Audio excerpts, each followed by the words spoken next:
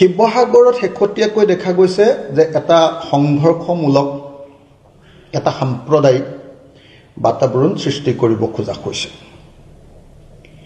আৰু সেই গোটেই বাতাবৰণটো শিৱসাগৰৰ মানুহে বুজি উঠিছে যে সেইটো হিমন্ত বিশ্ব শৰ্মা চৰকাৰখনৰ পৃষ্ঠপোষকতাতে গঢ়ি উঠিছে হিমন্ত বিশ্ব শৰ্মাই তেওঁৰ নিজৰ কিছুমান বিশ্বস্ত মানুহৰ জৰিয়তে আহোম ৰাজত্বৰ আটাইতকৈ দীঘলীয়া সময়ৰ ৰাজধানী য'ৰ পৰা অসমীয়া জাতি গঠন প্ৰক্ৰিয়া আৰম্ভ হৈছিল আৰু শেষ হৈছিল যি আহোমে সকলোকে লগত লৈ অসমীয়া জাতিটোক গঢ়ি তুলিছিলে সেই ঐতিহাসিক শিৱসাগৰত বিখবাস্প বিয়াই দিবৰ কাৰণে হিন্দু মুছলমানৰ সংঘাত আৰু বিভিন্ন জাতি জনগোষ্ঠীৰ মাজত সংঘাত সৃষ্টি কৰিবৰ কাৰণে যোৱা কিছুদিন ধৰি যথেষ্ট পৰিমাণে চেষ্টা কৰি আছে শিৱসাগৰখনক বাছি লোৱাৰ কাৰণ বোধহয় যেহেতু অখিল গগৈয়ে উচ্ছেদৰ বিৰোধিতা কৰি আছে যেটো শিৱসাগৰে গোটেই উজনি অসমৰ জাতীয়তাবাদী মানুহবিলাকক প্ৰভাৱিত কৰি আছে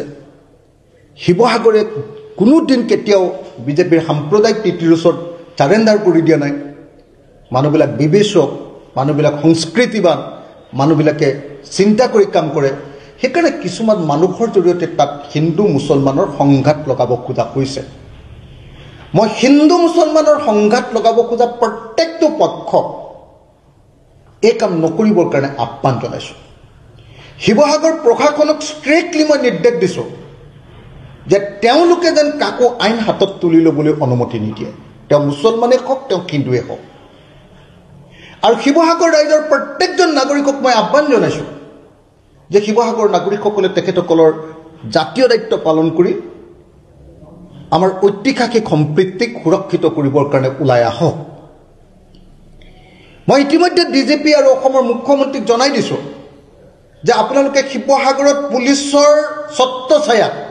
প্ৰশাসনৰ ছত্ৰছায়াত যে সাম্প্ৰদায়িক ৰাজনীতি কৰিব খুজিছে যে ঘৃণাৰ বিখবাস্প বিয়পাব খুজিছে বিভিন্ন জাতি জনগোষ্ঠীৰ মাজত সংঘাত লগাই এক অস্থিৰ পৰিৱেশ সৃষ্টি কৰিব খুজিছে এইটো কেতিয়াও আমি কৰিবলৈ নিদিওঁ মই স্পষ্টভাৱে পুলিচ প্ৰশাসন ৰাজনৈতিক প্ৰশাসন সকলোকে এই কথা স্পষ্টভাৱে জনাই দিছোঁ আৰু সেইকাৰণে মই এই মুহূৰ্তত প্ৰত্যেকজন শিৱসাগৰীয়ান মানুহক শিৱসাগৰৰ প্ৰত্যেকজন নাগৰিকক বিনম্ৰভাৱে প্ৰাৰ্থনা জনাইছোঁ আপোনালোকে কেতিয়াও উত্তেজিত নহ'ব আৰু কোনো মানুহৰ সাম্প্ৰদায়িক কথাত আপোনালোকে কেতিয়াও উত্তেজিত নকৰিব হিন্দু হওক মুছলমান হওক খ্ৰীষ্টিয়ান হওক জৈন হওক এই আটাইকেইটা জনগোষ্ঠী আনকি শিখ জনগোষ্ঠীৰ মানুহো শিখ সম্প্ৰদায়ৰ মানুহো আমাৰ তাত আছে গতিকে কোনো পধ্যে যাতে এই জনগোষ্ঠী বা ধৰ্ম সম্প্ৰদায়বিলাকৰ মাজত সংঘাত হ'ব নোৱাৰে তাৰ কাৰণে আমি প্ৰত্যেকজন শিৱসাগৰৰ সচেতন নাগৰিকে আমি চেষ্টা কৰিব লাগিব সেইকাৰণে এই মুহূৰ্তত মই শিৱসাগৰত ঘটি থকা ঘটনাবিলাকক লৈ উদ্বেগ প্ৰকাশ কৰিছোঁ এই কামবিলাক যে চৰকাৰৰ ছত্ৰছায়াতে সংঘৰ্ষমূলক পৰিস্থিতি এটা সৃষ্টি কৰিবৰ কাৰণে কৰা হৈছে সেই কথাটো আপোনালোকৰ সন্মুখত ক'ব খুজিছোঁ আৰু এই সময়ত প্ৰশাসনক সকীয়াই দিছোঁ চৰকাৰক সকীয়াই দিছোঁ এই কাম নকৰিবৰ কাৰণে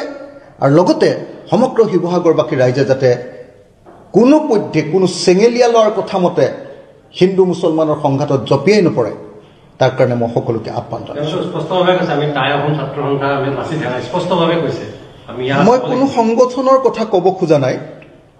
কিন্তু যি মানুহে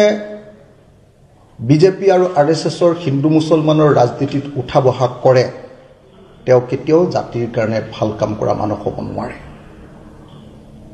যি মানুহে মই কোনো সংগঠনৰ নাম ল'ব খোজা নাই কিন্তু যিবিলাক মানুহে চৰকাৰৰ কথা মতে উঠা বহা কৰে আৰু চৰকাৰৰ পৃষ্ঠপোষকতাত জাতি আৰু জাতিৰ মাজত সংঘৰ্ষ লগাবৰ কাৰণে পৃষ্ঠভূমি তৈয়াৰ কৰে তেওঁলোক সঁচাকৈ জাতীয় শত্ৰু গতিকে মই প্ৰত্যেকজন শিৱসাগৰৰ ৰাইজক কোনো ধৰণৰ উত্তেজিত বক্তব্যত উত্তেজিত আৰু আৱেগিক নহ'বৰ কাৰণে সকলোকে মই আহ্বান জনাইছোঁ আৰু হিন্দু মুছলমান সকলো ৰাইজকে ক'ব খুজিছোঁ যে কাৰো কথাত আপোনালোকে কেতিয়াও কোনো পক্ষই কেতিয়াও কোনো উত্তেজনামূলক কাম সংঘাতমূলক কাম সংঘৰ্ষমূলক কাম শিৱসাগৰৰ ঐতিহাসিক আহোম ৰাজত্বৰ সেই শিৱসাগৰৰ